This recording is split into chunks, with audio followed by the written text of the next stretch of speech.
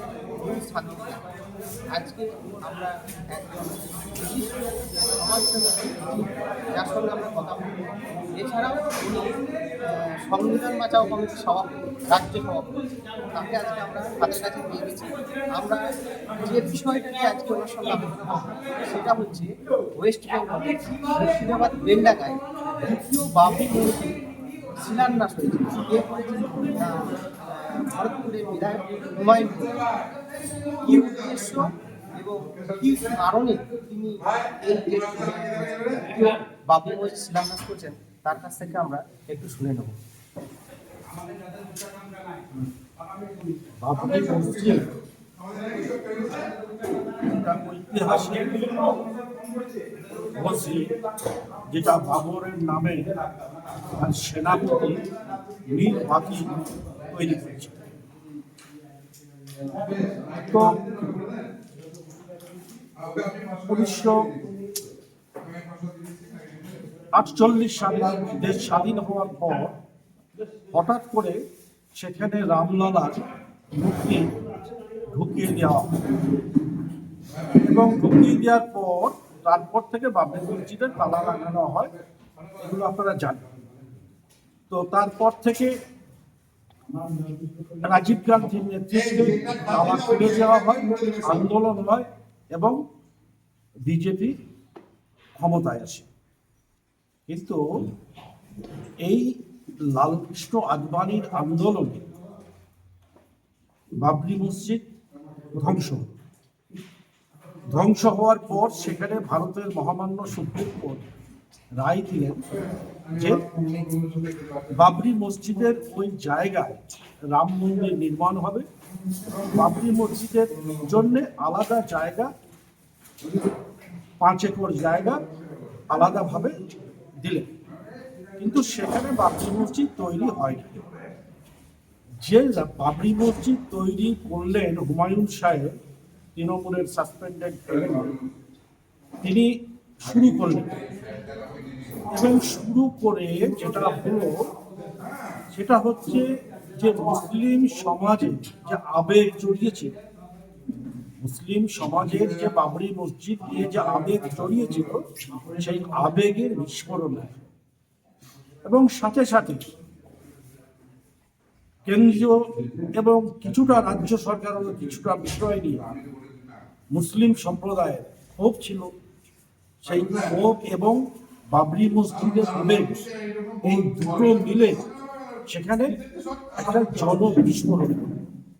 একটা কথা বলি আপনাকে, সেটা হচ্ছে বাবরি মসজিদের সুপ্রিম কোর্ট রায় দেওয়ার সময় কিন্তু কোথাও সুপ্রিম কোর্ট বলেননি যে বাবরি মসজিদ নামে ভারতবর্ষে আর কোথাও মসজিদ করা যাবে না। এ ধরনের কোনো নিষেধাজ্ঞাও সুপ্রিম কোর্ট থেকে দেওয়া হয়নি। মহামান্য সুপ্রিম কোর্ট এই অর্ডারটা পাস করেছেন যে শুধু বাবরি মসজিদের যে জায়গাটা ছিলেন সেই জায়গায় রাম মন্দির তৈরি হবে এবং বাবরি মসজিদের জন্য আলাদা জায়গা। তো কাজেই কোনো ইনজাংশন নেই যে বাবরি মসজিদ না করার জন্য। তো হুমায়ুন সাহেব যে কোনো ভাবেই হোক সে বাবরি মসজিদের জন্য তিনি মসজিদ করছেন, শিলান্যাস করেছেন। এবং মুসলিমদের মধ্যে শুধু নয়, আমরা বিভিন্ন খবরে চ্যানেলে দেখছি যে সেখানে অনেক হিন্দু ভাই বোনেরাও সেখানে মাথায় ইট করে নিয়ে যাচ্ছে, টাকা পয়সা দান করছে। এই ব্যাপার আমি বলতে চাই যে এটা ধর্মনিরপেক্ষ ভারতবর্ষের এটা একটা ঐতিহ্য। মসজিদ সমস্যা নেই, কারণ এটা কোনো আইন বিরুদ্ধও হচ্ছে না, শরীয়ত বিরুদ্ধও হচ্ছে না, ধর্মীয় বিরুদ্ধও হচ্ছে না। আমরা চাই মসজিদ হোক। আপনার ব্যক্তিগত মতামত কি? আমি ব্যক্তিগত মতামত, আমি একজন মুসলিম হিসাবে মসজিদ তৈরি হোক, এটা আমি চাইব। 2 নম্বর হচ্ছে যেহেতু এখানে কোনো আইনগত বাধা নেই মসজিদ তৈরি করার ক্ষেত্রে, সেক্ষেত্রে আমার আপত্তি করার কোনো প্রশ্ন ওঠে না। 3 নম্বর হচ্ছে যে মুর্শিদাবাদ এমনিতেই পিছিয়ে পড়া জেলা, সেখানে যদি কোনো ঐতিহাসিক ব্যক্তির নামকরণে একটা মসজিদ তৈরি হয় সেখানে বহু লোকের কর্মসংস্থান হবে। অলরেডি সেখানে দেখেছেন বহু দোকান বসে গেছে এবং মানুষের কর্মসংস্থান হচ্ছে। আগামী দিনেও আরো বৃহত্তর মানুষের কর্মসংস্থান হবে। এখানে শুধু তো মসজিদ হবে না, এখানে একটা ইউনিভার্সিটি হবে এবং হাসপাতাল গড়ে উঠছে। এই বিষয়ে কি করবে? এটা হুমায়ুন সাহেব বলছেন। হুমায়ুন সাহেব বলেছেন যে সেখানে একটা হসপিটাল হবে এবং মেডিকেল কলেজ এবং সেখানে একটা হোটেল বা রেস্তোরাঁ হবে, যেটাতে বাইরের মানুষ যারা আসবেন তারা সেখানে থেকে, মুর্শিদাবাদে তো আরো অনেক জায়গা আছে ঘোরার, হাজারদুয়ারি থেকে শুরু করে অনেক জায়গা আছে ঘোরার, সেখানে থেকে ঠিক ঘুরতে পারে। এটা মুর্শিদাবাদের একটা ব্যাপক উন্নয়ন, বেলডাঙ্গার একটা ব্যাপক উন্নয়ন বলে মনে হয়। তো আপনি কি বলতে চাইছেন যে এই প্রজেক্টটা হলে পরে অনেক বেকার সমস্যার সমাধান হবে?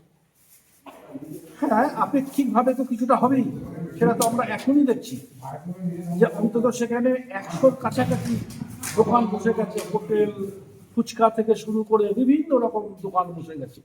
তো একটা দোকান মানে তো 5 জন লোক মানে তার কর্মসংস্থান হবে। তো কাজী যখন এটা কমপ্লিট হবে, সেখানে কমপ্লিট করার জন্য যে ধরনের কর্মী লাগবে, যে ধরনের রাজমিস্ত্রি লাগবে, লেবার লাগবে, পাথর লাগবে, অন্যান্য জিনিস লাগবে, তো সামগ্রিকভাবে তারা কর্মসংস্থান হবে। এবং ওটা একটা সত্যি কথা বলতে কি, যদি সত্যি করে তৈরি হয় বা এটা শিলান্যাস হয়েছে, যদি গভর্নমেন্ট শেষ পর্যন্ত তা তৈরি করতে সহযোগিতা করে বা বাধা না দেয়, তো এটা একটা ঐতিহাসিক জায়গা হয়ে যাবে। সেটা শুধু ভারতবর্ষ নয়, সারা পৃথিবী থেকে লোক আসবে এই মসজিদে নামাজ পড়তে। কিন্তু আমরা একটা দেখলাম যে বেশ কয়েকদিন আগে ডিবেটে এক প্যাকেজ বিক্রেতা, মুসলিম প্যাকেজ বিক্রেতা, সে ব্যবসা করতে সেখানে হেনস্থার শিকার হতেছিল এবং মাধ্যমিক, কিন্তু আমরা বাবরি মসজিদ যেখানে ছিলাম না, সেখানে দেখছি বিধর্মী লোকরা ব্যবসা করছে। এই বিষয়টা আমি কি করবো? দেখো, আমাদের যে শিক্ষা, সেটা ধর্মীয় শিক্ষা বিশেষ করে, সেই ধর্মীয় শিক্ষায় আমরা শিক্ষিত হয়ে এটা জানি যে আমরা নিজের ধর্মকে ভালোবাসি, নিজের ধর্ম পালন করি, অপর ধর্মকে শ্রদ্ধা করি। আপনি এখনো পর্যন্ত কোথাও দেখেছেন বা কোথাও শুনেছেন যে অমুক জায়গায় মন্দির হচ্ছে, মুসলিমরা বাধা দিয়েছে? কি অমুক জায়গায় পুজো হচ্ছে, মুসলিমরা বাধা দিচ্ছে? কি অমুক জায়গায় রেড রোডে দুর্গা কার্নিভাল হচ্ছে, সেখানে মুসলমানরা বাধা দিচ্ছে? দীঘায় জগন্নাথ মন্দির হয়েছে, মুসলমানরা বাধা দিচ্ছে? মুসলমানদের রীতি এটা নয়। মুসলমানদের যে ধর্মীয় রীতি এবং যে সামাজিক রীতি, সেটা হচ্ছে নিজের ধর্ম পালন করো, অপর ধর্মকে শ্রদ্ধা করো। এবং মানুষ, যখন আপনি মানুষের কথা আসবেন, তখন সেখানে আপনি মানে একজন ইনসান, অর্থাৎ আল্লাহর সৃষ্টি জীব হিসাবে সেখানে দেখবেন। সেখানে কে হিন্দু কে মুসলিম কিছু না, সে তো ব্যবসা গরিব, সে রুজি রোজগার করতে এসেছে। কাজেই সেখানে তো মুসলিমদের এখনো কখনো কাটতে দেওয়া হবে না, কারণ মুসলিমদের বড় বড় জায়গায় আপনি এই ইজতেমা হবে কুইনানে, সেখানেও দেখবেন হাজার হাজার হিন্দু ভাই সেখানে কেউ প্যাকেজ বিক্রি করবে, বিভিন্ন রকম হোটেল করবে।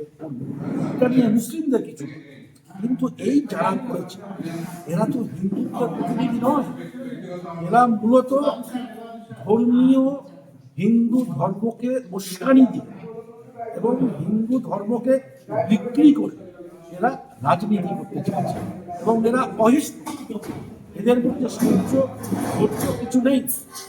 আমরা যতটুকু জানি হিন্দু ধর্মেও এই ধরনের কোনো বিধান নাই যেগুলো এরা করছে। এরা এক ধরনের ধর্মীয় ক্রিমিনাল।